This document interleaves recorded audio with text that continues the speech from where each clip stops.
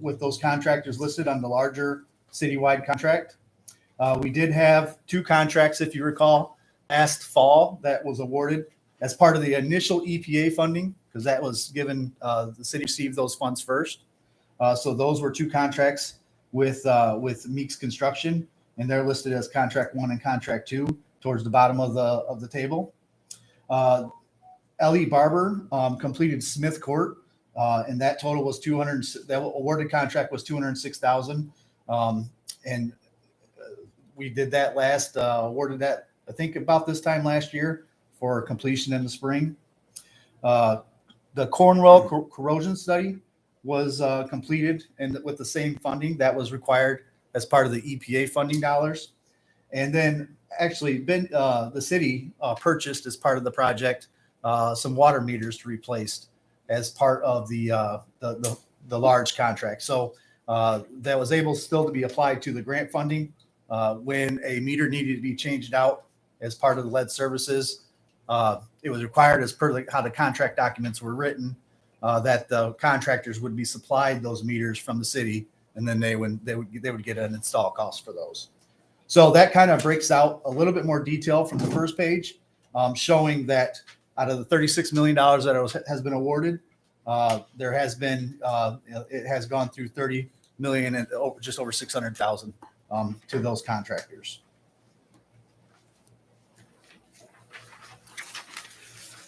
So that includes all the contracts that have been awarded. And now, if you recall, the Public Act 53 dollars were set up originally for the lead service contracts, and then there was some additional supplemental water, some funding, totaling up that 45 million.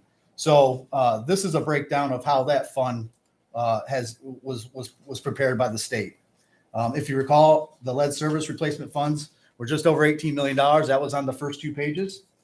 And then just recently, that amendment came in front of the council to early November after working with the state. And that actually includes water treatment plant upgrades, just over 4.8 million. Distribution system upgrades, just under 22 million. And then contractual support services at $205,000. So with those kind of categories of projects, if you will, that totals up that $45 million number that the state's provided the city. Now, I will note with the asterisks on the new funding coming up that the city is going to start preparing projects for. The funds actually must be obligated, and they need to be under contract by the end of 2024. So that means anything that the city is planning on doing, contracts, projects have to be bid, projects have to be awarded, and they have to be under contract by 2024. So a lot of work in a short period of time. As part of that fund, the work actually has to be completed by the end of 2026. So we can have contracts awarded by the end of 24, but dollars need to be spent by the end of 26. So a lot of work done in a short period of time. Kind of interested to see how that plays out for the other cities and municipalities that have this language tied to it, just with the nature of lead times and contract availabilities. That's something that I would think that the city and others would want to look at towards the state on how we hit those windows. But right now, that's exactly how the grant is listed. I believe the city commission heard the breakdown of these projects for the supplemental funding, and that's listed on the next 3 pages. So I won't list them all unless you guys have questions on them. As I know, we talked about them just a couple weeks ago, but the proposed water treatment plant improvements are these items. The state has categorized and prioritized these along with city staff and operations staff. These are the items that they're looking to possibly do in this next 4-year window with the water plant. So that totals up to the 4.8 million. The next page is what we identified along with city staff and operations staff on what projects could potentially be as part of the distribution improvements. The street names are listed there. So Division Street and Columbus Avenue, we're working towards talking with staff and seeing if that could be a project, a water main project, even designed and bid and completed in 2023. Looking at Edwards and Green Avenue for the kind of the first round of projects. 8th Street is a project that the state wanted us to look at and city staff to look at based on last fall when the water main was broken just off of Clock Road there. So that's been added to the list, along with a lot of other projects from the previous water reliability studies and the water asset management plan. Now, I do know that there's some flexibility with the state. If something pops up that we need to move and we need to prioritize a different project, that they have verbally told us that that's fine. But they wanted to get something put together to get the agreement put in place. And that's really written right into the agreement as it was presented to you guys a month ago. For the additional support services, that is, I listed these here. The water infrastructure consulting, that is just $25,000 of the fund, and that includes alternative analysis assistance and TMF report assistance. Back in that November 9th meeting, we had an engineer, Mr. John Young, and Elaine Venema was here with F&V presenting that alternative analysis. So these are some costs that cover their fees. The infrastructure inspections is actual consulting services that we expect to happen at the water plant to do another inspection of the water intake. It was done a couple years ago, and actually inspections of some of the reservoirs in the plant. So some specialized consultants to come in and actually do an inspection of those facilities. And then Eagle, the state of Michigan, recommended that a $100,000 placeholder would be done if any future corrosion studies would need to come in. So the city just completed the one corrosion study. A lot of good things are happening. So setting up that fund for future studies if the state or any of the sanitary surveys or the inspection reports from the state come down and recommend that the city needs to do another one. That kind of summarizes what the city has in funding that's been agreed to and really kind of in your guys's accounts, if you will, or you're going to have available for those funds right now. What I'm going to talk about here next is the upcoming funding opportunities, because I know as some have been talking about SRFs and intend to apply recently. So just kind of want to give you an update on what the city has applied for with regards to SRF funds. So SRF funds, if you recall, are state revolving fund loans. The city just received some for the Pipestone project, the Highland and Territorial, the Stevens Street, the water tower improvements. So that's what type of funding it is. The city just submitted for clean water state revolving funds. That's for storm and sanitary sewer improvements. And then drinking water state revolving funds, that's for the water infrastructure. So for water mains and other improvements to that nature. And I'll kind of go over those on the next two slides. The clean water, the CWSRF. So the city submitted just under 20 million. That had a lot to do with Eagle's requests for when we had the break on the ravine interceptor just north of Territorial. A lot of it came up with us working with the state and city staff on what might be expected there. That plan includes a lot of previously completed studies as part of the city's SAW asset management program. So this is storm and sanitary improvements. But as part of those plans, projects were identified. So the $20 million could replace up to 14,000 feet of sewer in the city. Different sizes, different diameters, 8 to 18 inch. It also identifies replacing old and failing pumps on some of the city's lift stations. So those were identified by the state of Michigan operations staff and the city really during that ravine interceptor break this past fall.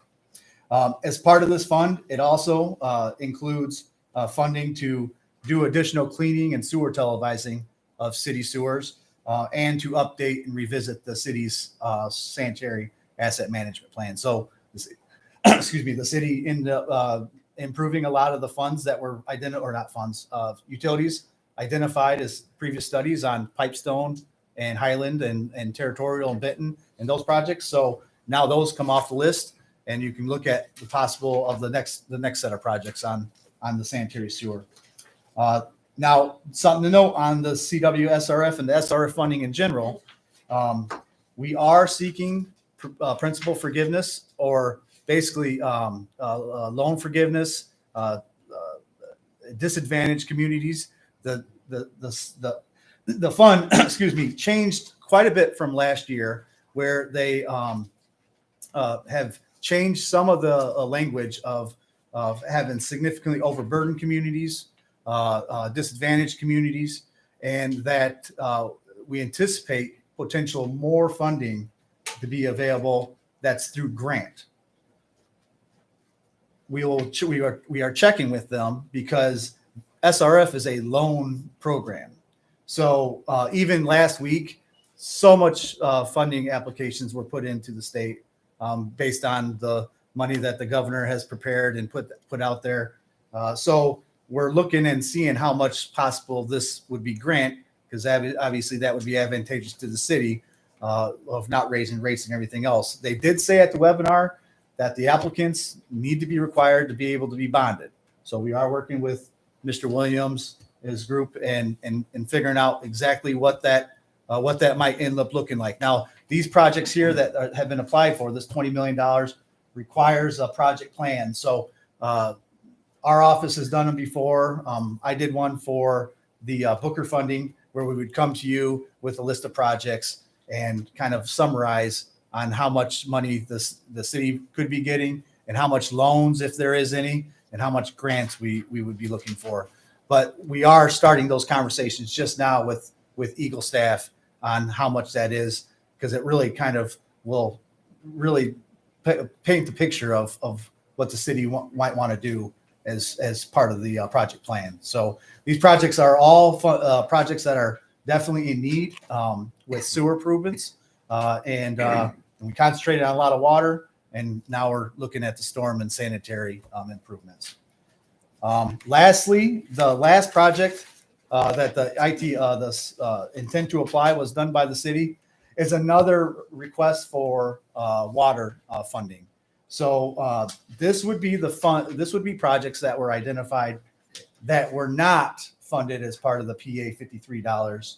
So these are just we wanted to put that out there. We did not want to lose that opportunity to really see and talk with the state on what that might end up being for additional dollars. So as part of that is additional water main projects, potentially additional water plant improvements. The state only allocated the $4.5 million. There's a couple more projects that operations staff might want to do at the water plant, and I have it listed there as a full completed the alum sludge handling. That's been something that the city's been working on the last few years. A little bit more permanent application to remove that at the water plant facility, and also improvements to security fencing and some of the filters at the water plant.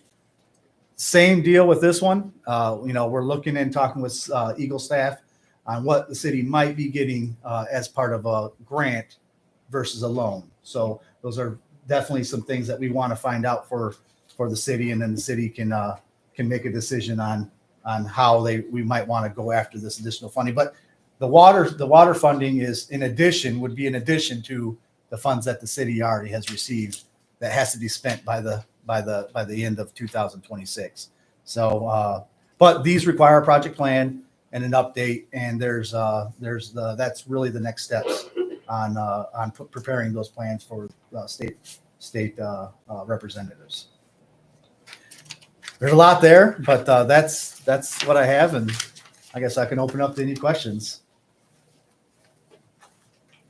Thank you. I got a couple of questions.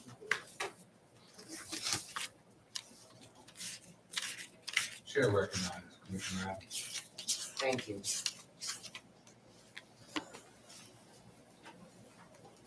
I have to go all the way back to the beginning because I think that the residents for their hearing ears would have better understood some of the breakdown of the funds that you explained, that went out to some of these contractors, that was given by the state would have been better understood even for me as an elected official. Because some of it wasn't given until we actually went into a state of emergency was declared, is when the state actually brought in those large amounts of funds to get this project on the way. However, with some of these funds, I just always have a problem with, I mean, and we were in the beginning before the work started. The big talk was how much of this money, of these millions, will be feeding some of the households of the residents of the city of Benton Harbor. Is there a percentage that's being held in regards to that obligation not being totally fulfilled? So you're referring to the contractors, employees, and services? Yes. I do not have that on here. I could provide that down at a later date. There was at any given time 12 or so, or 18. It was 12 to 18 at when the peak times were happening. That the contractors did hire new local residents, and I believe that worked out really well during the peak times. I'd have to find out and really check the numbers on how and bring that back to you, and I'd be happy to do so. I ask because we elected officials, we're the ones who get the complaints from the residents. And some were very unhappy for training for one high-paid job to end up with a lower grade of pay, working with the contractors. I'm glad that you also touched base with the loans as opposed to grants, and I'm hoping that our finance director, when he gets to that point, I guess I need to bag up a little bit because there's so many phases going on here and I'm trying to remember. So I'm going to stay with the 4 million and some odd dollars that we have left of the state funds. If that's forgivable, and or do we have an opportunity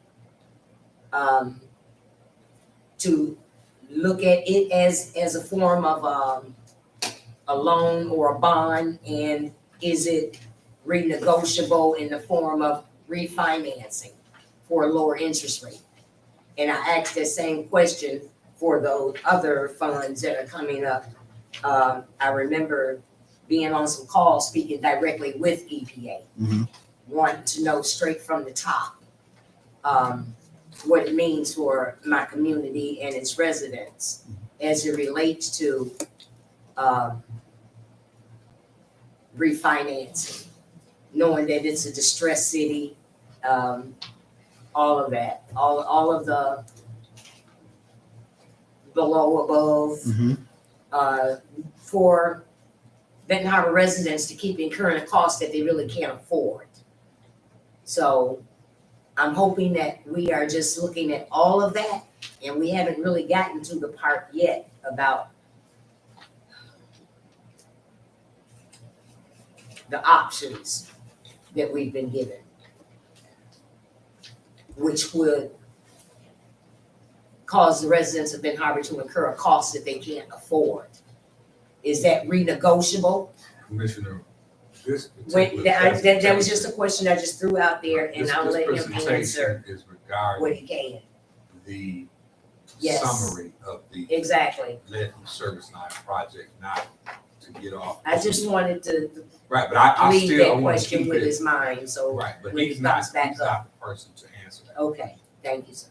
Thank you. Chair recognizes Commissioner Harris. Yeah, thank you, Honorable. I just have a question, I think it's page 2, with the projected cost and the invoice cost. Was the $6 billion reallocated, after? It will. It will be allocated. Yeah, so the state, we're earmarking that money in case as we close contracts out.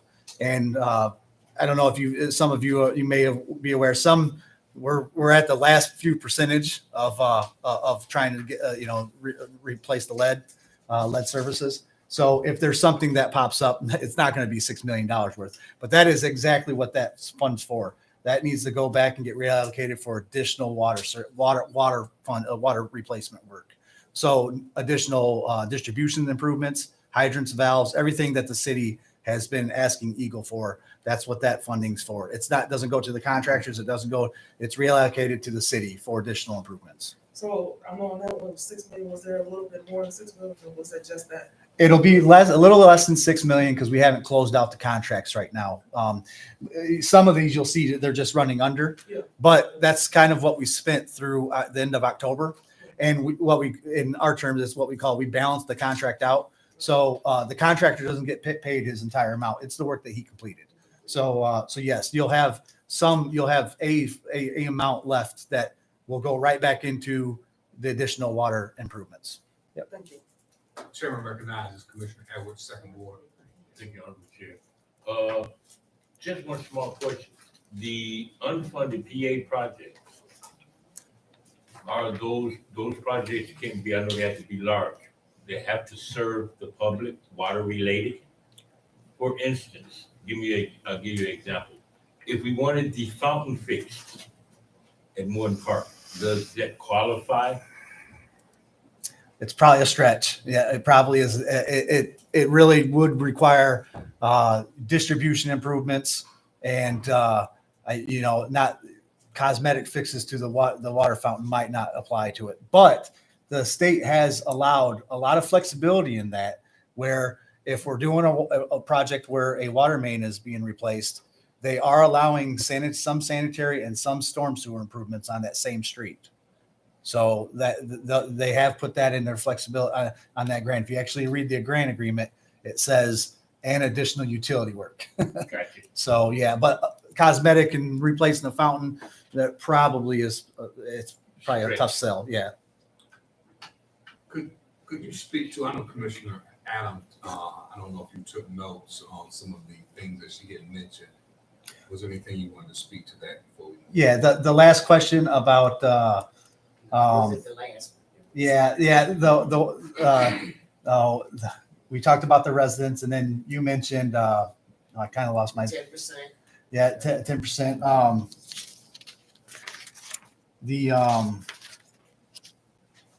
The loan versus grant amounts. Yep. And refinancing. That is something that we have asked the state to consider, refinancing existing loans. They're a little reluctant to commit to that, but that's something that I would still ask the permission to kind of evaluate. With this upcoming funding, if let's say the city, these two intent to applies, we're at $20 million a piece. If that could be used to pay down some of the loans that you guys just received, well, you have the rates raised, and that might be an option. It's just that there might not be that much language in the actual PA $53 that might allow that to happen. I compared it to this. If the city didn't do the projects, the Pipestone and the Highland and the Territorial, and let's say you guys were going to do it now, well, 3 years ago, you guys got a loan. Now there's grant funds, and those projects would have been at the top of the list. So that's something that we are still talking with Eagle representation. A lot of different people on those calls. You got all the technical reviewers, and then you talk to the finance directors at Eagle. So something we're pursuing about possibly refinancing those loans so that it's beneficial if you have to do any more bonding or any loans, through the finance department. Chair recognizes Commissioner Isom and Commissioner Singleton to file. Yes, Jason, that 4-point meal coming back to the city, Mhm. now is that strictly for water? That For water? yes, yep.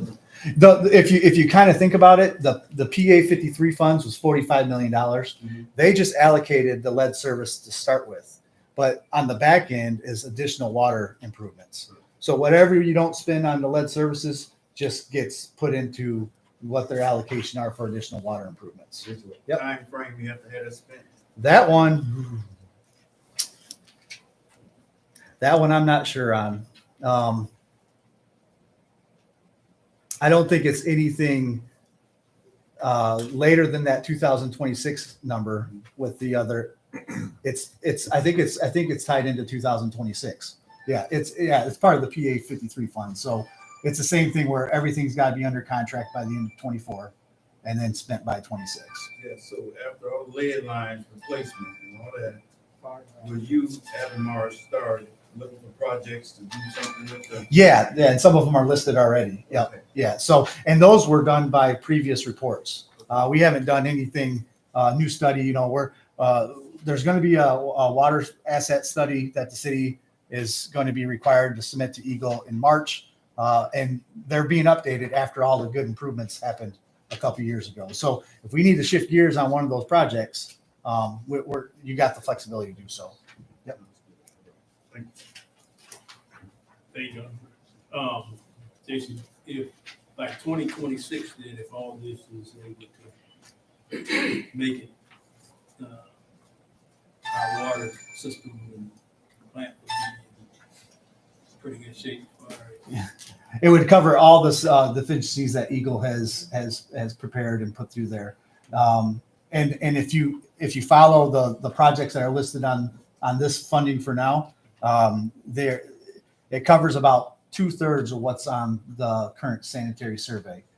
If you recall the alternative analysis out there, and the city will be required to do the TMF, the technical manager and financial aspect of it. So the state didn't allocate all the funds for the water plant at that time. They wanted to see how everything played out as things, but they had to get moving on this fund and get this signed off for. But your significant major deficiencies would be corrected as part of this funding. Yep. And with the state revolving fund loans, I know it was talked about at some point trying to ask for some forgiveness, but until they forgive it, and like to the finance director, that it would show up in our audit or on the books as it. Yes. Yes, it would. Thanks. Chair recognizes third ward Commissioner Henry. Thank you, Chair. I'd like to know when, that's a very interesting question for me about the jobs and the opportunities that Ben Harbor residents had. So when do you think you'll have that, and how would you present it to the body? I can come back and do a kind of a similar presentation on which contractors hired, so many and for how long, and project how many jobs and revenue that may have. It's probably going to take me about a month. I'm just guessing, just with the holidays, and I know you guys have some important topics on December, your next commission meeting, but my team has that, and it might take a little bit because we haven't, we don't get exactly the cost. We don't track it that way, but I'm sure we have the data that we can provide that back. Yep. So I'd be happy to come back after the first year and talk about that. And the other thing about that too is with the new projects coming up, I think we can even improve on what we did on this first round, where we write into those contracts that more training opportunities and things of that nature as part of the water projects. And I think it's going to be a very ongoing process at each one of these awards, because it's very important on those. And I think each project, now you're talking about water distribution projects where you have a little bit more going on with, it's not as specialized as service replacements. Service replacements were all done. Now it's digging a trench down the road and putting water main, and it just, sometimes they need different personnel. So I think it's going to be an ever evolving process, especially with the remaining funds here. So no, I would support that. And I think we can we can improve it each bid package we put out there. Okay. Well, let's stay on that project right now. What about, we talked some months ago about the grass seeds that was replaced. We didn't get a report from you on that. Residents are still complaining to me, so I'm gonna ask for that report from you again, please. Yeah. That you would let us know what. I'll do both. I'll do both. Summarize both of them at the next meeting. I will say it's always tricky to restore grass, especially in those July and August months. I will say we did get lucky in August where some cool weather and some rainy weather where the grasses did come up pretty well. But the ones that just recently happened the last two months at the end of the season, those are on punch list items for the contractors to come back and possibly look at next year. So those are it's tough to plant grass at this time of year. So yes, they're on a list. A lot of the residents, a lot of the commissioners, a lot of the city staff has provided those. So we're keeping an eye on them. It's in December right now, so we're probably more likely gonna have to wait until early spring to address any further restoration issues. But I can provide a quick summary of that when we come back. Okay. Yep. Great. And then the idea that we're gonna get more money in for different things, and it would just behoove me not to mention my third ward and part of first ward too. We have an area that is traditionally have backup sewage in their basement, and it's been happening for years. And when I see that money, I ask that those citizens, those residents are put into the plan. So far, they have not been put into the plan. And that's from Milton to Colfax. Mhm. That's a long area for people to cry about sewage in their basement. So I've asked staff to ask you, but since you're here, I'm asking you in person. Can we have some kind of information, how we can help those residents from going through that trauma? Sure. I did talk to staff when these came up about a month ago, and I have asked staff to evaluate doing some sewer televising and cleaning in those areas. But along with that additional $20 million that could potentially be loaned for getting the sewer funds, those are definitely locations that we want to address and look at. Evaluate the problem, whether or not the sanitary sewer is maybe running too flat, have grease problems. The laterals are their service laterals are defective. So the trick on that is trying to do all the utilities in a given block and not do sanitary here and water over here. But those are definitely things that I've asked staff and we're working towards on trying to get, I'm calling them the hot spots out there. So definitely noted, Commissioner. All right, thank you. Thank you, Jake. I want to recognize the city manager. I just want to also make sure you all understand that we have maintenance programs in the building and everything that we're doing. And we're also using City Works to make sure that all our improvements are captured.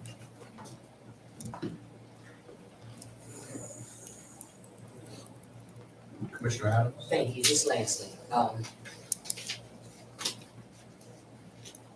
I don't know what Abby Marks would play in this, but there's so much funding coming down the tunnel that it's almost unbelievable. And I always keep going back to this training thing, because there's a lot of money coming down for training our youth at high school, how to run their water plant out there, Mhm. how to do the infrastructural work that some of this funding will be taken care of.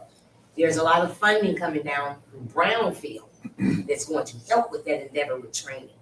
And I think that it would do us justice to make sure that we have any and all consultants that can help put these programs together to make sure that they work for those that truly want to be trained. Commissioner. If you all could just keep that in mind. Definitely, yep, when that comes in. absolutely, yep, yep. Because it's right around the corner. Jason, we think, what's your last name? Marquardt, Pardon me? Marquardt, Mr. Mark Ward. yep, yep, Marquardt, like quart of milk. Mark Ward. Yeah. Thank you for your presentation. We do appreciate how the project has been handled. I think it's remarkable that we came in under budget and withstanding the work that has been done, which allows for us to repurpose that money. Mhm. When you start talking about fire hydrants, water mains, water distribution, where we get the biggest bang, as Commissioner Henry would say, for our buck. For sure. And I think it also positions Benton Harbor and how we handle the funds to where we will receive more funding to address some of the issues that you have heard tonight from this panel. So we look forward to hearing more from you. The job analysis summary is very important, especially moving forward, because as you so stated, the first round, second round of the lead service line project, what went well, what didn't go so well, how we move forward can maximize employment residents with all of the money that's coming. Nope, absolutely. Thank you. Except for our businesses as well.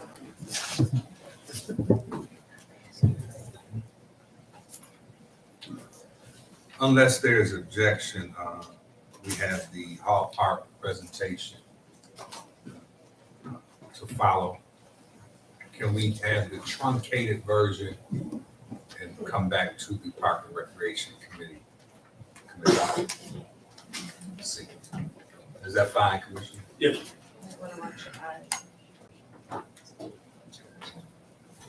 Shut off.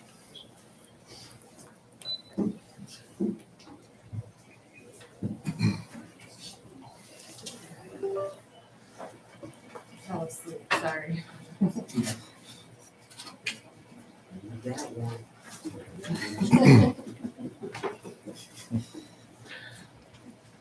Well, I can go ahead and get started. I'm Craig Borum. I'm a professor of architecture and architect at the University of Michigan, and I'm representing a pretty big team comprised of colleagues at the University of Michigan,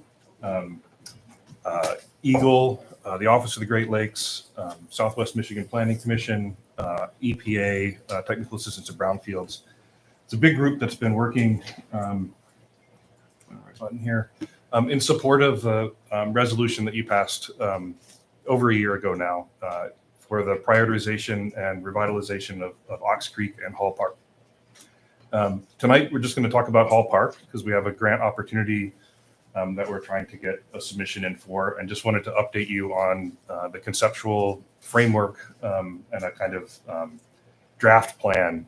Nothing is fixed or set in stone, but there's based on a lot of discussions and community outreach and input from citizens and many of you, we've developed an approach, at least to the a basic outline for the project.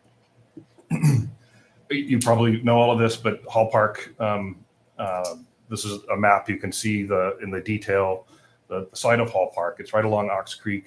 It wasn't actually in place at this point. It was founded in 1911.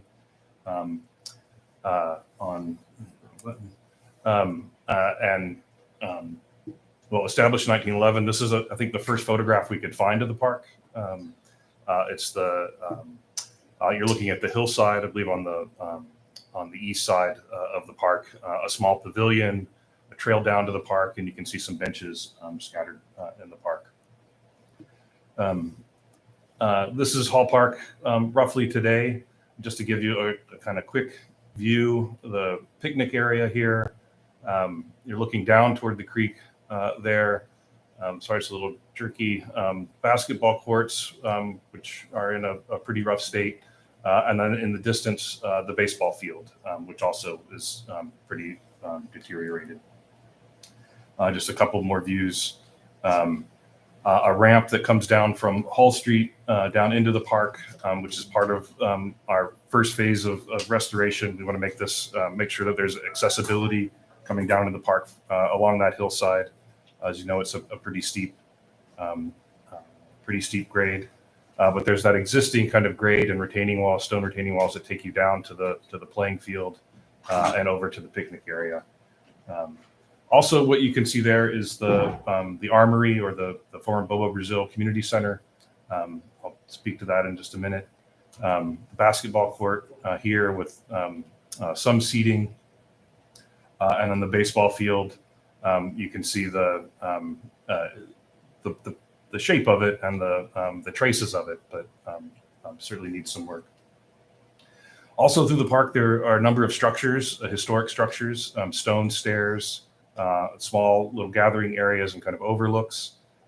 Those are part of what we'll be talking about.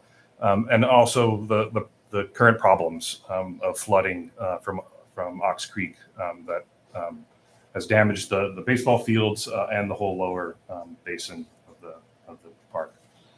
So we started about a year ago. I think my first visit to the creek and to the park was December 3rd last year. And we've been working since, doing a number of events. We tagged on to the master planning events surrounding Planning Week. Many of you were there with us talking about possibilities and ideas for the overall Ox Creek, but also the park itself. We came this summer and set up at the farmers market. We came to the Riverfest. It was about 110 degrees, and I think most people had other ideas about parks on their minds than talking about park plans, but nonetheless, we were able to distribute a lot of information. And then we also had another event that was very well attended, the Benton Harbor Senior Center picnic toward the end of the summer. And we were presenting both the overall creek and the park itself as and getting feedback from them.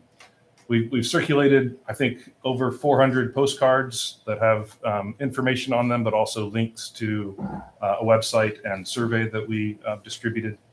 We also had print versions of those at all the events that we went to, and just general information about the overall creek corridor as well as the park. Some of the results from the online survey, which we're still tracking, it's still open, but we've had some fairly good response. And a lot of real interest, I think, in a real a passion for both the park and the Ox Creek corridor. Lots of very vivid memories from many citizens we've talked to, and lots of ideas about how important it could play in terms of the urban fabric as it's revitalized. And just quickly, the creek. Now this is, you can see the basketball court, the baseball diamond, a number of the stone structures are there. The creek is lost its definition. So a first step of the plan involves, first we're just looking at the park, but it's tied together with how we're thinking about the overall creek corridor.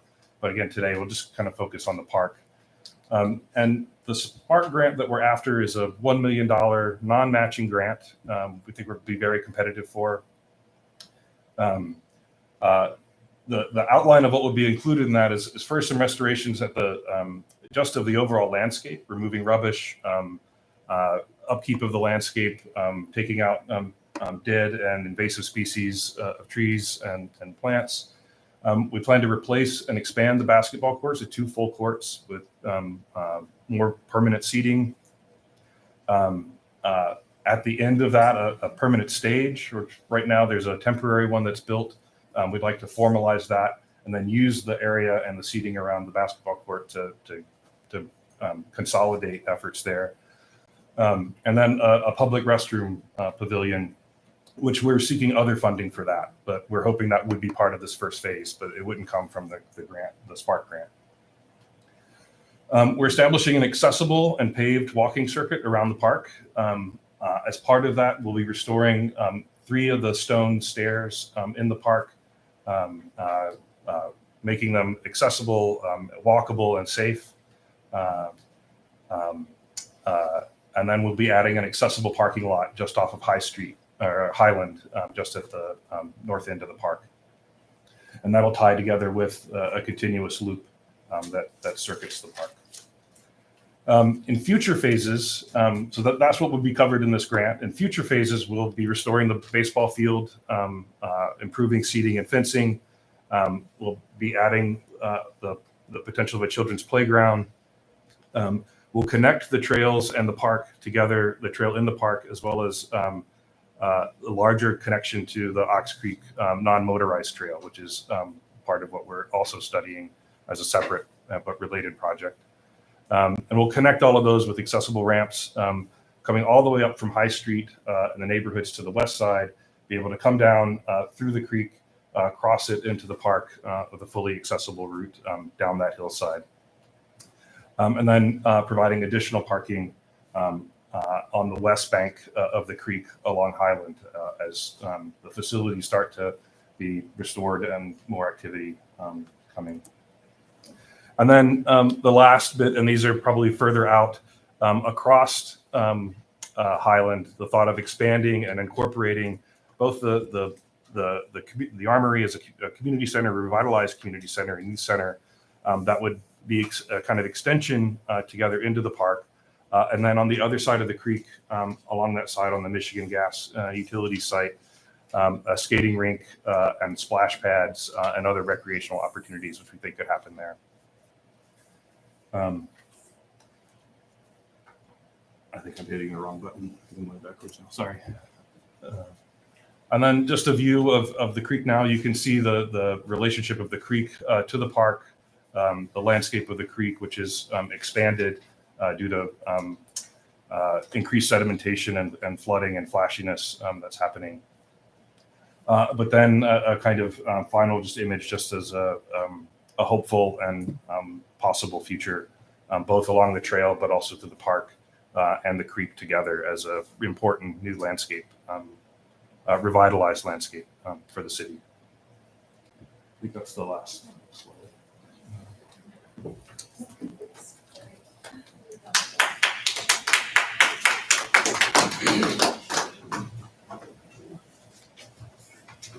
I take clapping as good.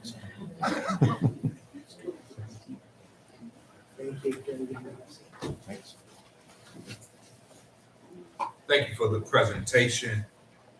We will have you come back to the Park and Recreation Public Safety Committee for more vetting information, because I can see that there's much more to what you all are working on.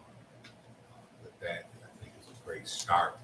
Hall Park is one of the only parks that has not received any funding of all of our, I believe it's 19 parks. It's our largest acreage. I traveled to the state in 2010. And met with in Michigan Department of Economic Development, MEDC, a corporation, pardon me. We were talking about Hall Park, and at that time about funding and different sources, DNR grants. So I can see that it's mature, and having a partner, University of Michigan, I think is helpful in that process. Thank you.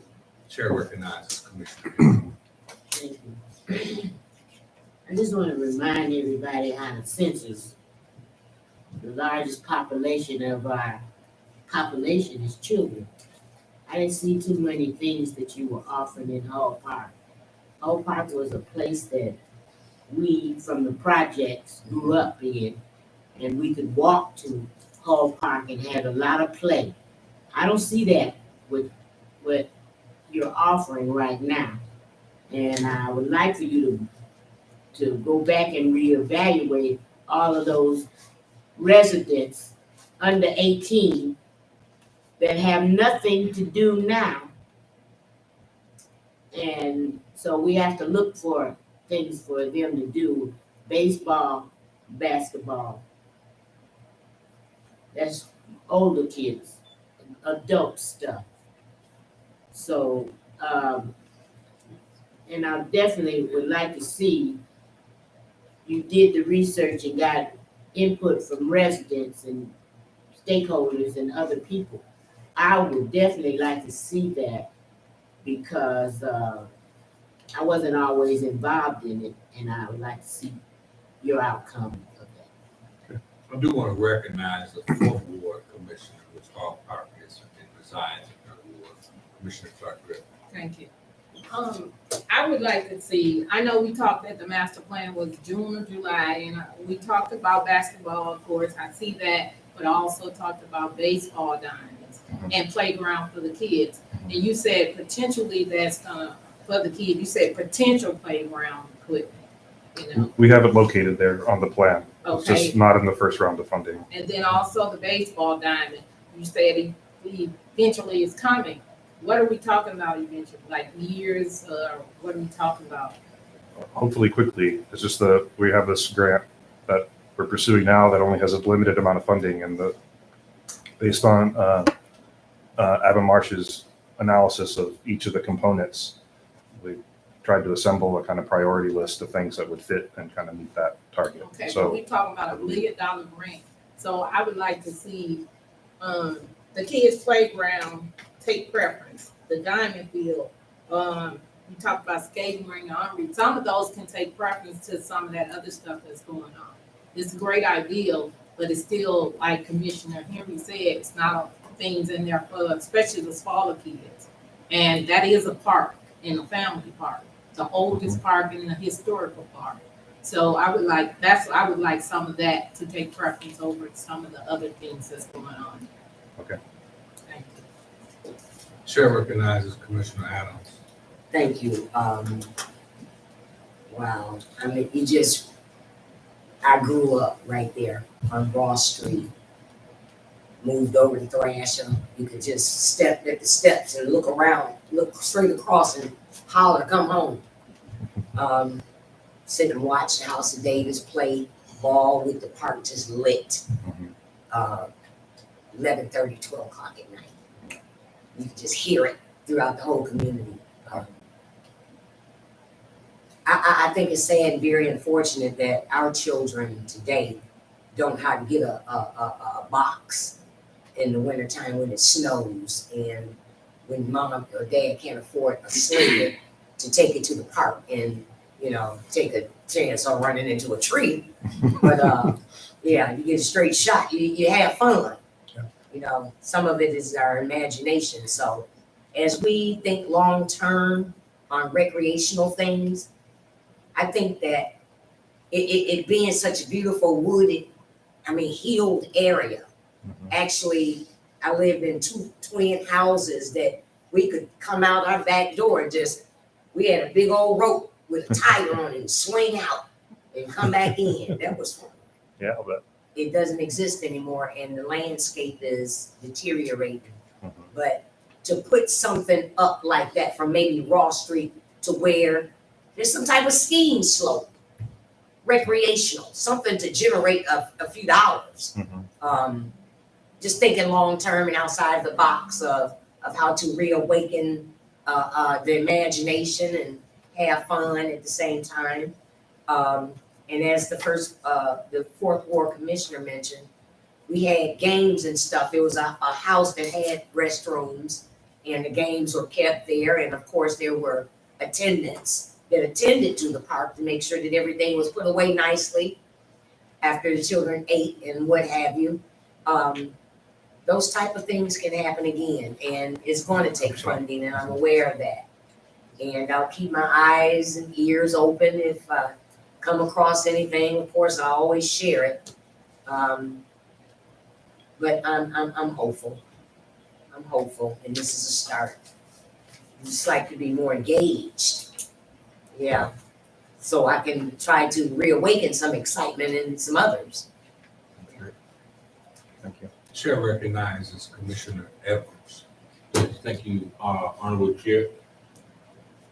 I'd like to thank you very much. That's the best news I done heard since I've been back. Been back since 2014. The only reason why I'm still here 7.5 years later is because that very park you're talking about. The orange picnic tables, I fought for them. The new swings, I fought for them. The grass that you can see now, it was 6 of us raked that whole park. Wow. For 3 years straight. 6 of us. 6. You only see one in this park right now. 6 of us raked leaves for years. We even put together a 3-on-3 basketball tournament for the kids. We cooked outdoors every weekend for 3 years, free for everybody in the community without a grant, while we raked leaves, picked up old tree limbs and put them to the side. There was water holes on that swing when I got here. And I fought for 4 swings, and they got swings. And I fought for the very thing that you bringing forward. So it's all those games. Oh, we tried volleyball, we did lawn ball, oh, we did the whole gambit. So as far as the public hearing, oh, we didn't have a public hearing. We don't do them. We did public action. So whatever activities the kids wanted to do, that's what we did. So I want to thank you. Out of everything else you hear, to me, all I want to do is hear and see that paper sign where it's done. After that, hey, I'm in heaven. Because that part, before there was a official daycare center, that park was a human Benton Harbor daycare center. My grandmother used to drop me off and holler at Mrs. Williams, I'm going to work. I got him. So you had everybody's kids there who didn't have to go to school that summer, and the parents in the daytime who didn't have to go to work. That was a daycare center. Thank you very much. I'm done because I can talk to you until you get through the building. But thank you very much, sir. Yes, we do have a packed agenda, so I do want to recognize Commissioner Singleton last, but I want to yield to the Community Development Director. Yes, I just wanted to remind everyone of what I had said earlier, that these projects, they have a full plan for Hall Park. It's going to cost well in excess of $3 million. And we are hopeful of being able to get that entire amount to do the total project within a relatively short period of time. As I've said before, a lot of this money is coming through the same federal pipeline that has that timetable that you heard Jason mention earlier. Obligated, committed by 24, spent by 26. Just like Ox Creek itself, as I've said before, we're looking at probably in excess of $20 million, but it'll come in parts as grants are made available. And then we fit it together in terms of what it is we're trying to do. So all of the costs for the playgrounds and all of that is all built into it. It should happen in reasonably short order. Chair recognizes Commissioner Singleton. Real quickly, but definitely, the concept, looking at what's planned is music to my ears. I grew up on Gresham, right above the park too. Had some great memories there. It's still people that, I think every couple of years or so, they have coming home, coming together or something. There's people 60, 70, 80 years old that look forward to come back and coming to that park. I think it's definitely a doable deal. We got to start somewhere. It's like getting in the car and going on this trip, and we know that at some point you got to stop off and get some more gas, but eventually we're gonna get there. Appreciate the work that you guys are doing on it. Yes. I'm looking forward to see that project complete. Thank you for your presentation. We look Thank you. forward to hearing more. The Spark grant, which I believe is $65 million in total. a huge discussion at the Michigan Municipal League conference. However, over 83 counties, 65 million is almost a drop in the bucket. Right. So we do appreciate the partnership where hopefully we can get this $1 million and be able to use it as a step toward the overall plan that has been articulated. But from what I'm hearing from the Lansing quarter is that we're in a good position to receive. Thank you. Thanks. Thank you. This brings us to the citizens' comments, public participation. Please sign in with the clerk, who will call accordingly.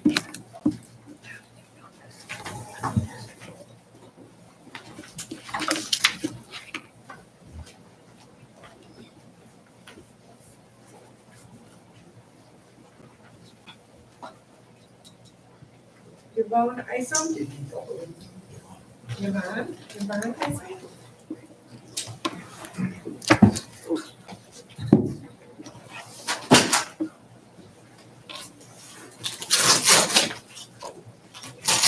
Good evening, Good evening. Honorable Mayor, City Manager, to all the City of Benton Harbor officials. On last Friday evening, after arriving home from work, I noticed a vehicle driving at a high rate of speed down a residential street near the second block of Hastings, which is where I and my husband, Commissioner at Large, Commissioner Edward Isom, reside. It was a beautiful sunny evening, so we had the screen door open but locked to catch a few minutes more of the sunlight as it was quickly fleeting. A few minutes later, a man who was exhibiting psychotic behavior appeared at our door on our front porch with a brick in his hand and a deranged look in his eyes, and was clearly disturbed and in the middle of a psychotic breakdown. I quickly closed the storm door and immediately called 911 to dispatch a public safety officer to our home, as we believed that our lives were at stake, as this disoriented man appeared to be pacing back and forth across our front lawn and flailing his arms and saying something that I couldn't understand. The dispatcher assured me that they would dispatch a public safety officer to our home right away. We anxiously awaited for help to arrive. 25 minutes passed and we were still waiting for help to arrive. Finally, about 30 minutes later, we were relieved as an SUV slowly pulled up, and we thought surely this is a plain car public safety officer coming to address this life-threatening situation. However, it was another concerned neighbor whose mother came close to being physically assaulted by the same deranged person, who was also waiting for the public safety person to arrive. I would like to renew these ongoing concerns of mental illness in our community and the need to have a more immediate and reasonable response from our public safety officials to protect the peacekeeping, law-abiding, and tax-paying citizens of this community. Thank you for addressing these concerns. Thank you. Spencer Nesbit. They finally came, but I had to make another phone call, and the neighbor had already made a phone call and he was waiting. Good evening. Good evening. You know, I've been coming to the meetings for several weeks now, and I can see some improvement in the city for some of the complaints and things that I've been talking about. I want to thank the mayor for the things that I heard this afternoon on the news. Great news. But my main concern is the way that you all handle yourself. The ethics codes, if you don't have one in writing, all the arguing, the fussing, the screaming and stuff does not get anywhere. We will never have professional people come into the city and sit down and have to go through and listen to the things that goes on from our leaders. I don't know how we end up with the gentleman here, Mr. Williams. He came from Detroit. Maybe they would work there in Detroit than they are here, but you might have a different view now. I used to go to Detroit all the time when I was working at the Ford plant, and the things was going on just as bad there as they are here. But you are leaders. I hear a lot of the citizens say, I'm not coming to the meeting because all they're gonna do is argue. True. We need to stop that. That's not getting us anywhere. No one up there is smarter than the other person. What you need to do is come together, sit down, and collectively put your heads together and figure out what those problems are. We need taxpayer money coming into the city, so we won't have to go through all these grants and loans and things, and we get people and things, the city start coming in here. Then we can have our own problem, solve our own problem without going out and getting somebody else to come in and help us. But we got to have professional people in here that knows how to handle themselves and how to do things. But until we do that, no, I'm not an activist. I'm just a concerned citizen.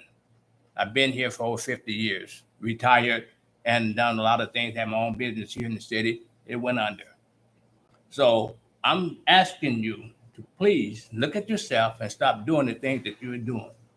The mayor can say something, you all get all upset with it. And another thing, I'm hearing rumors about the water plant. If there is something, we need to have a city public meeting with our citizens to let people know and let us know what's going on. You can't sit in and have everything sitting there by yourself. Let the citizens get involved and know what's going on.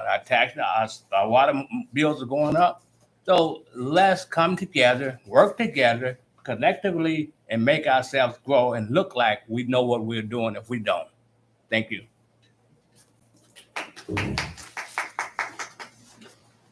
Diane Howard.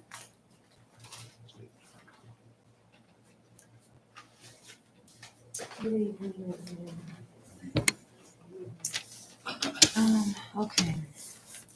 I, Diane Howard, resident of Benton Harbor, request an immediate extension of the public comment period of the city of Benton Harbor, the city water system alternative analysis, the report, and the request of public hearing to ensure that the residents of Benton Harbor both fully understand and report and have an opportunity to have their voices heard.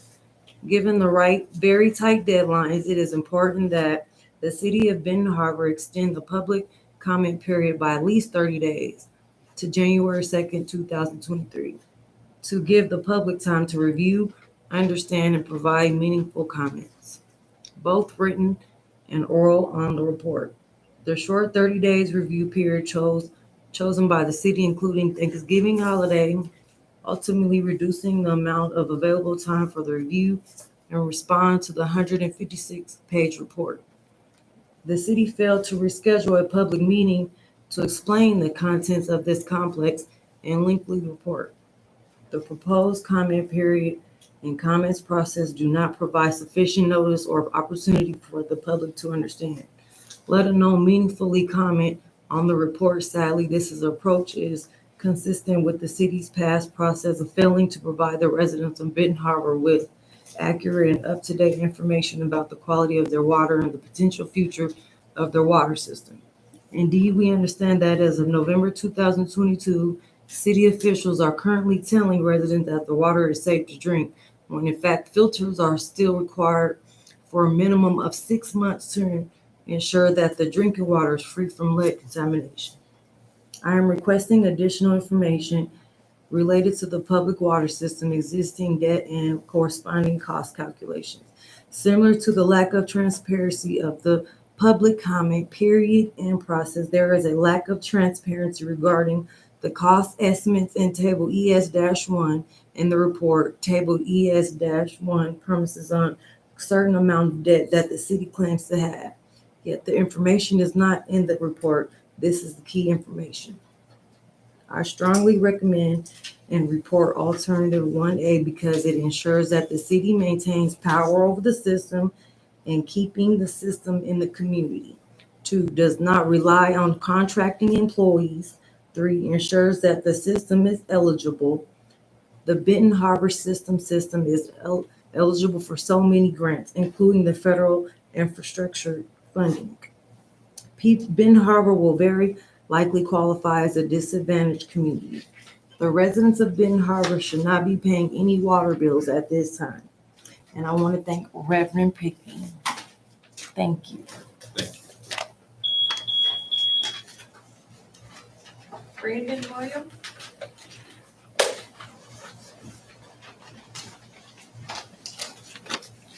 How y'all doing? How you doing, man? Okay, I Brandon. You can speak. Okay. I Brandon Williams, a resident of Ben Harbor, requested immediate extension of comment period and for a public hearing regarding the City of Ben Harbor water system. Alternative analysis, I am requesting a public hearing to ensure that the residents of Ben Harbor fully understand the report and have an opportunity to have their voices heard, given the tight deadline. It is important that the City of Ben Harbor extend the public comment period by at least 30 days to January 2nd, 2023, to give the public time to review, understand the report, and give meaningful comments, both written and oral. On the report, we must have a public hearing as soon as possible. Hosting a public hearing is standard procedure when local agencies seek public comments. Hearing give the public the opportunity to share their opinion, ask questions, and make their voices heard.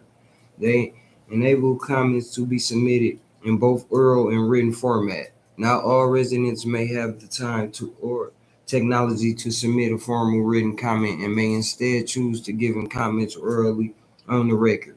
Given the complexity of this particular report and need for accessibilities for submitting public comments, the residents should have the opportunity to submit comments of the report, and you should accept all oral public comments. During the hearing, the city should take time to clearly outline the contents of the report.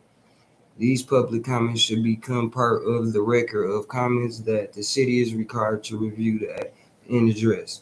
I strongly recommend and support alternative A because it ensures that the city maintains anomaly over the water system and keep the system in the community. 2, does not rely on contracting employees. 3, ensure that the system is eligible. The Ben Harbor City system eligible for so many grants and including the federal infrastructure funding. And time for your elect official to do your jobs. The residents of Ben Harbor should not actually be paying any water bills. Thanks for Reverend Pickney. Thank you. Thank you. Marvin Haywood. Patrick Patterson. Good evening, brothers and sisters. Because if God created you, you are my brother or my sister. I came just to give a little bit of history about working for the City of Ben Harbor. I love my job. Every day I punch in. I look forward to it. I look forward to making this city a better place. But I have to be honest. I'm not truly happy in what I see. I think we all can do better. And I think we will do better. Like the brother said, collectively, we have to come together. Like our lives depend on it. Because they do. Your reputation means a lot. What you do for the city means a lot. Historically, the union that represents me and 15 other people that work for the city is ASME. Now, a lot of people may not know what ASME means. It's an acronym. It means American, federal, state, city, and municipal employees. It's the same union that Martin Luther King went to in Memphis, Tennessee, when he was assassinated, to unionize the sanitation workers that were unequally paid by their counterparts in Memphis, Tennessee. Right now, today, there's one man still working in the sanitation department in Memphis, Tennessee. I think we can do it. I'm willing, I'm ready, and I'm able. But it's going to take all of us. The union is ready. We got a team of guys that go to work every day. Every day. We're not happy all the time, but who is? If anybody's happy every day, I want them to raise their hand. Every day. But you have to move on. You have to move forward. And you got to count your blessings. So I thank you again for allowing me the opportunity to come before you. Council 25, Local 1433 is a union that I work for, but I work for Ben Harbor. Tiger pride. I have pride in my city every day that I work. Thank you again, and God bless you.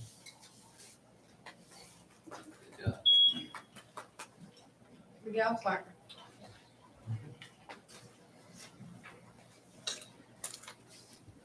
Hello, everyone. Good evening, everyone. I don't have much to say. Be very quick, but I just want to say I'm glad that we're moving forward with the Hub Park project, and I want to say I've been coming to these meetings since I was like 18 and a half years old. I'm 36 now, and from back then to now, I feel like this is the best commission so far that we have. That's all.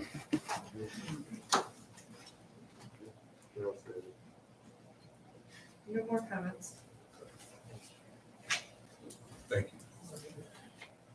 This brings us to the consent calendar items. There a motion for the approval of the consent calendar. So moved. Motion is made by Commissioner Singleton and is supported by Commissioner Edwards. Madam Clerk, please call the roll. Please call the roll. Commissioner Clark Griffin, Yes. Commissioner Edwards, Yes. Commissioner Henderson, Yes. Commissioner Henry, Yeah. Commissioner Isom, Yes. Commissioner Singleton, Yes. Mayor Pro Tem Seats, Commissioner Adams, Yes. Mayor Mohammed. Yes. Motion carried. This brings us to staff comments. I'd like to yield to the Deputy Director of Public Safety, Director Clark. Nothing this week, Your Honor. Thank you, sir. The chair recognizes our city assessor. I just got my tax bill. Assessor story. Yes. So if anybody has gotten their tax bill, please open it, look it over, make sure everything looks right. If you have any questions, give me a call. We do have December board review coming up week from Thursday. So if there are specific qualified errors that the December board review does have authority to fix. If it's a principal residence exemption error, then I myself can fix that. Other than that, any questions at all, just give my office a call. Thank you. Thank you. Chair recognizes Community and Economic Development Director and Assistant City Manager, Manager Little. I would just like to mention for the public that we have received and are distributing free to the citizens of Benton Harbor personal protective equipment. Any citizen wanting to, if you come into City Hall, you go to the window where they pay the bill, and indicate you want it, they'll give you 3 masks, 2 sets of gloves, and a bottle of hand sanitizer. You simply need to print and sign your name and give your address, and they'll provide those to you. As you've been hearing from the news, between flu and SRV and COVID is starting to rise again, this protective equipment will help you. They're N95 masks, the best that ones at hospitals use. I want to say again, thanks very much to Marcy and Craig for making the presentation. I've been running so hard I didn't get it on the thing, but at 5:30 Craig was teaching the class up in Lansing and raced down to be here to make that presentation. So I thank you very much. We have a group of really wonderful, dedicated people helping us and working on this project. And I think this time, with your support, we're going to do it for the city this time. Thank you very much. Thank you. Chair recognizes our finance director, Director Williams. Thank you. First of all, I would like to thank Marcy, Joel, Jason for all the hard work they're doing. They're doing a great job.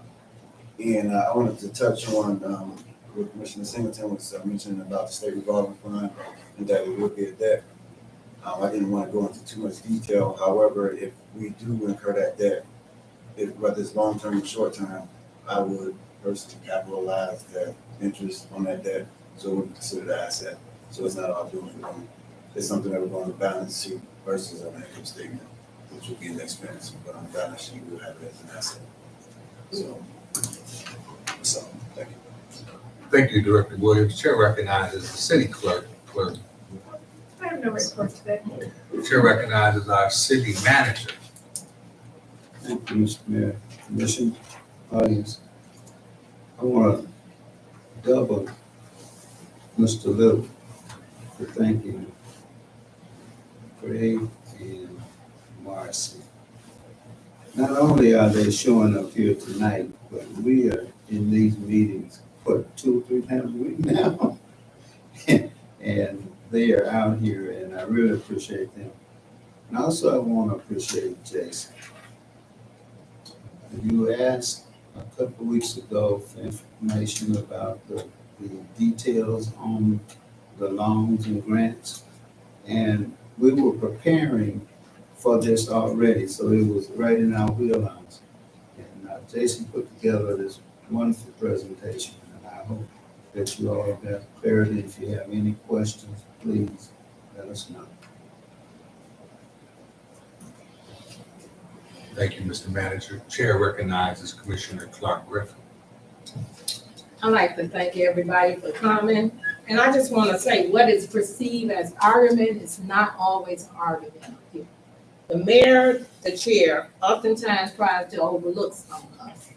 And it's our right and authority to restore order and be heard as everyone else. So a lot of times when we're calling stuff, that is to restore, that we can have our voice. And it's, you know, it's Robert's rules and procedure and law. So it wasn't meant for anybody, but I've heard people say that. So just everybody that think it's not always arguing, because I don't do that. I certainly don't have our opinions. But we have a right to be respected and heard as everyone else.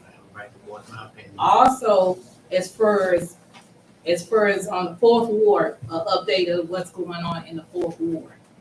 I am doing senior care packages and giving away toys for kids for the holiday.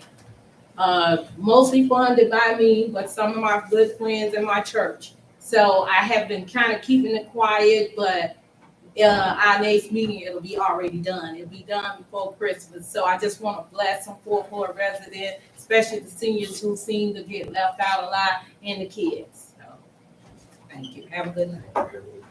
Thank you. Chair recognizes 3rd Ward Commissioner Henry. I just want to thank the citizens for coming out, or if you're on YouTube, from listening what happened tonight. Have a good holiday. Come down and get a mask. Be safe. Thank you. Thank you. Chair recognizes 2nd Ward Commissioner Edwards. Jason, Marcy, Greg, thank you very much, Mr. Little, Mr. Mitchell. You all have a good holiday. I'm gonna go down to City Hall Park. Thank you very much. Thank you. Chair recognizes 1st Ward Commissioner Anderson.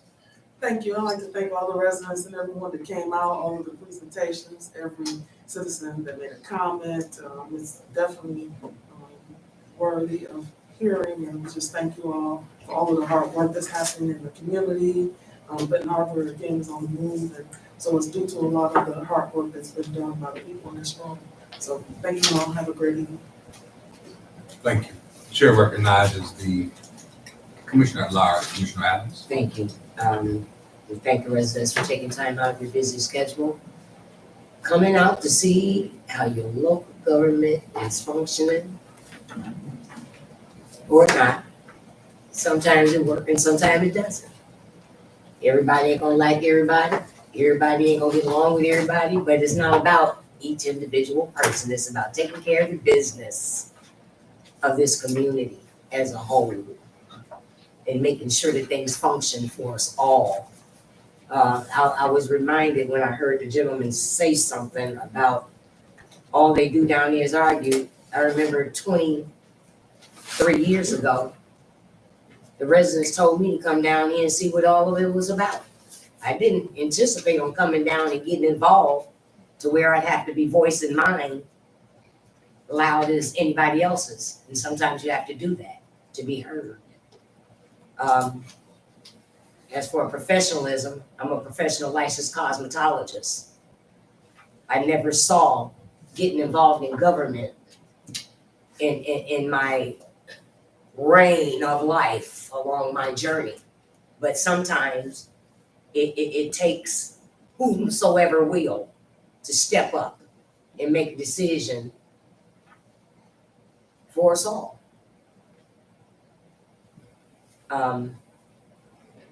And I just hope and pray that in the coming year that things will continue to grow for the betterment of this community.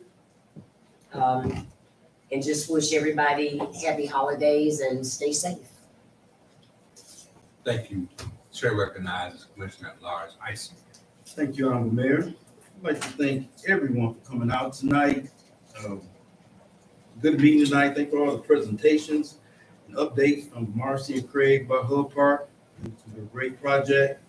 Jason Marquette for the update about the water system and improvements and the money we're gonna have left over to keep improving it, keeping our water plant. Talking about, Pat came up here, Public Works. And we keep saying Public Works is the key. With all this development going on, infrastructure work, storm drains, sewers, and we gotta amp up Public Works and pay people what they need to take care of their family. So take care of their family, feed them, and come what work happen. They keep coming in here telling us what they need, and we gonna need it. Because the city, some of them getting old, hustling getting old. We gotta train up more people to come and work for the city to know the storm systems, the sewer systems, the water systems, and things like that. We get new equipment. We got the asphalt machine, chipper, street sweeper.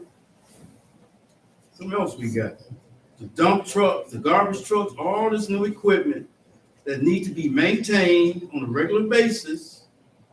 And we got to have qualified people that want to get paid to do this. So I still say Public Works is the key to beautifying this city and making this city what we want it to be. We can find the money. The money's here, pay it. You feel good about coming to work, you want to get paid, you want to be on time. Money, work go together, people work hard. I want to thank my wife for coming out tonight, But that was a situation, man. Both of us came home happy. We up in there, it was nice there. I had the door open, let her in. We was happy. She happy at day at work Friday. And here he come. I said, wait a minute. Nah, I got to do something. Not today, man. I just got to work. It's always something. That's how the enemy do, though. Things going good, the enemy will step in. But that was a situation, and we made it through it, but we still not over this yet. It affected us. We law-abiding. We try to do the right thing. Pay up taxes, water bill. Cut our grass. Pick up paper, and they're gonna talk to people. Hey,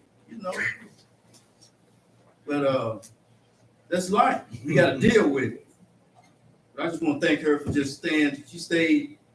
Hey, we gonna do something. We're a team, so you got to stick together. Thank you. But I'll tell you this: expect great things, Ben Harbor. Expect great things going to happen in this city. It's going to happen. Thank you. God bless you. Chair recognizes Commissioner Singleton. Thank you. Thank you, Honorable Mayor. I thank all the presenters that presented tonight. Definitely some good information, good news. I thank citizens, especially thank you to Miguel. You know,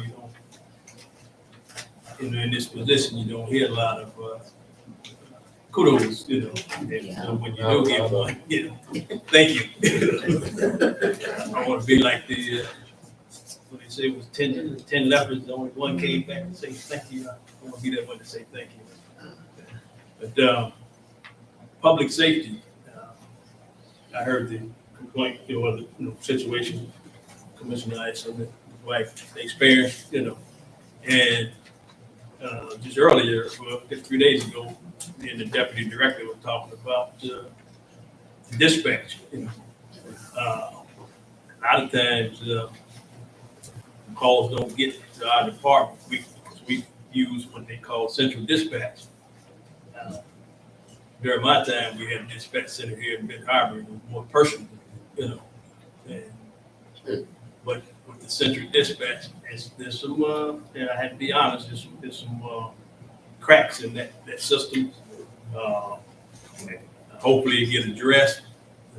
We've got some new re-elected and some new county commissioners, and Ms. Yarborough always do a good job. She got some help now with a couple of young guys, and so hopefully that can get addressed, and we can get some better response times. Our guys will get the blame, and a lot of times it's not on them. It's how the call was dispatched. I experienced that once myself working security one time. We were out of town, so two guys would just beat the mess out of each other, like Mike Tyson fighting Mike Tyson. And I called the police, and about 25 minutes, nobody ever showed up. And finally, I called back, and he said, "Oh, you still need them?" So it's some issues there, and hopefully we can get to the bottom of it, and get some better services. There's a lot going on. The city is definitely on the move. I think we had a great time and place. Came on during the time when there was no money and don't know where the money was coming from. And now we, at a point where if we keep ourselves together and show that we are definitely good stewards of the money, that I think the money will continue to come. And it's definitely good to have the citizens involved, with this master plan and all those things. There's been, public hearings and media outlets, even the committee meetings, radio. So every opportunity, I think newsletters getting ready to come out. So that's definitely one of my issues too, is to keep the communications going. And like you said, it's going to take all of us. We're going to have to work together on this as we came together with the water project. All hands on deck. It's going to take all of us. Public Works, I feel that that's just as important as our public safety. You gotta have a safe town. You gotta have a clean town. I think that draw people. So a lot more work to do. We keep at it. As Commissioner Ice would say, expect great things. Thank you. Just like to thank all the residents for coming out, all the staff reports. It's always good to hear from the residents, good, bad, or indifferent, because sometimes it may just be one kernel that you can take away. Sometimes you can take the whole 3 minutes and try and use it to better government. Government is imperfect. It's not a perfect institution. Democracy, Churchill said, is the messiest and the worst form of government. That's right. Until you consider the others. And what we're trying to do is take an imperfect system and not bring perfection, but at least make things better and elevate and raise the quality of life. A good book I'm reading here is William L. Dawson and the Limits of Black Electoral Leadership. He was a very powerful official out of Chicago. He was the invisible man behind the Daily Machine. But the limitations where government cannot do everything. Elected officials, although we hold and sway power, but there are great limitations, which is why it takes an entire community. It takes partnerships. It takes coming together. It takes collaboration and unity above all things in order to make this work. I do want to congratulate the city clerk. We had our largest turnout of voting absentees. You can do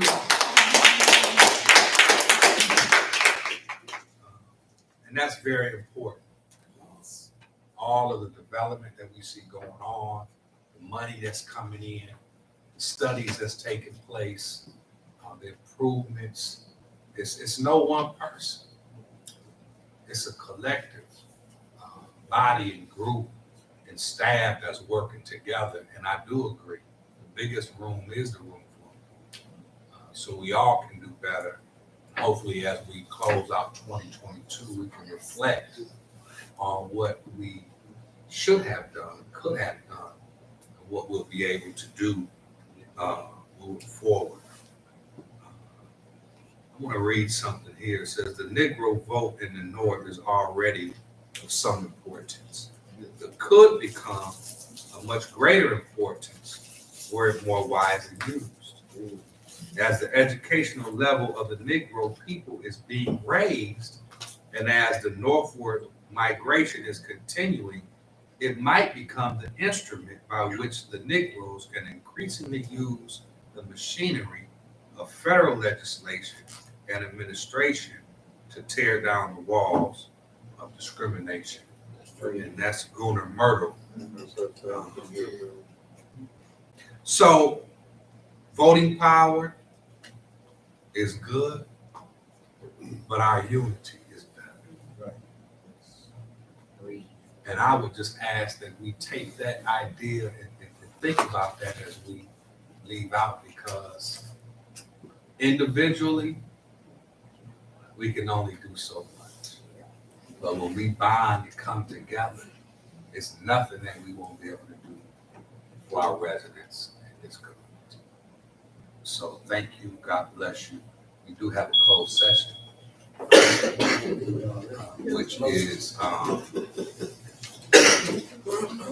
closed session. I'm going to state the reason for labor union discussion. Is there a motion to? So moved. Motion is made by Commissioner Singleton and supported by Commissioner Anderson. Enter into closed session. Madam Clerk. Commissioner Edwards? Yes. Commissioner Henderson? Yes. Commissioner Henry? Yes. Commissioner Isom? Yes. Commissioner Singleton? Yes. Mayor Lindsey? Commissioner Adams? Commissioner Clark Griffin? Yes. Mayor Mohammed? Yes. Motion carries. What was that? Anybody goes to the old timers Christmas party Saturday night? Got it. $15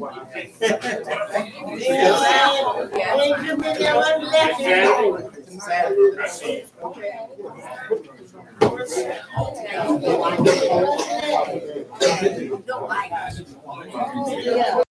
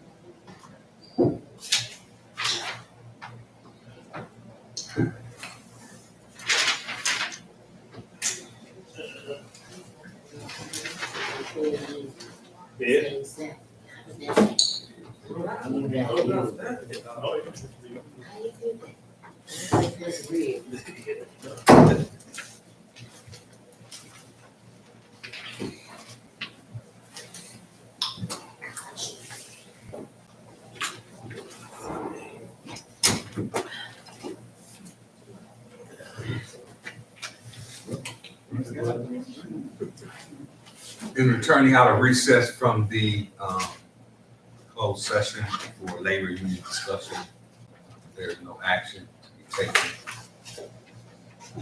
Madam Clerk, is there a motion from the council for adjournment? Motion adjourned. Motion is made by Commissioner Singleton. It is supported by Commissioner Clark Griffin.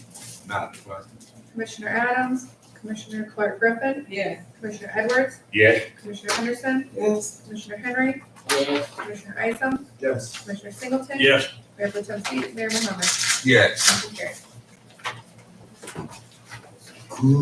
Good job, everybody. See you Wednesday.